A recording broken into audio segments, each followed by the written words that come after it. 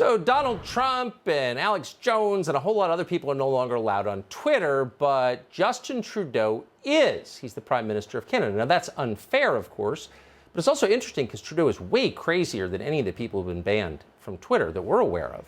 But you can see him think in real time, and that's kind of cool. It tells you a lot. He just sent this tweet out, quote, "People across the country are lighting candles to honor Indigenous women, girls, and 2 SLGBTQQIA++. Now, that's a group, a so-called community. Most of these communities, by the way, consist of people who've got nothing in common with each other and don't even know each other. There are no meetings or anything. They're not real communities. They're constructs of politicians. But whatever. What the hell is he talking about? What are the chances Justin Trudeau has no idea what he's talking about? He's not even sure how you're supposed to say that acronym. Watch. I will never apologize for standing up for an LGBTQ2+ kids' rights.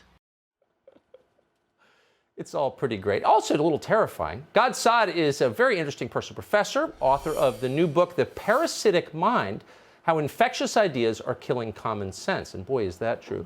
Professor, thanks so much for coming on. We appreciate your being here. So what do you make of the Prime Minister of Canada coming out with a vehement defense of, an endorsement of, a group whose name he can't even pronounce or define? Well, it's part and parcel of his moral confusion and moral hypocrisy. When he was a parliamentarian, when Stephen Harper was Prime Minister, Justin Trudeau got very upset because Stephen Harper referred to honor killings and child bride and female genital mutilation as barbaric. Justin Trudeau wasn't angry at those acts. He was angry that Stephen Harper would call them barbaric. So that gives you a sense of his moral compass. So it's not about protecting human rights, which I think all of us would be strongly for. I certainly would. It's about elevating some groups and hurting others. Indeed. And I mean, I see this all through my scientific career. It is no longer about judging the, when you apply for a scientific grant, it's no longer about the worth of the scientific application. It's about whether you adhere to certain diversity, inclusion, and equity edicts. So these dreadful ideas, these parasitic ideas, have real-world consequences. They start off in the esoteric world of the ivory tower, but eventually they break out, and now they infect every nook and cranny of our societies. I hope that our audience will take a look at your book in which you lay this out in some great detail, but I just have to sum up by asking the obvious question. Is this slowing down, or is it picking up steam? Do you see an end to this?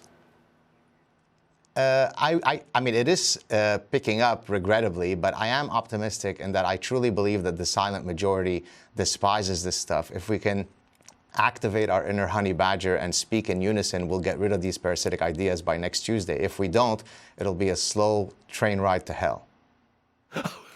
What a great, I'm glad I asked that question. What a great, if we can activate our inner honey badgers, we can end this by next Tuesday. But if we don't, it's a train to hell. Wow, that's, put that on the fridge.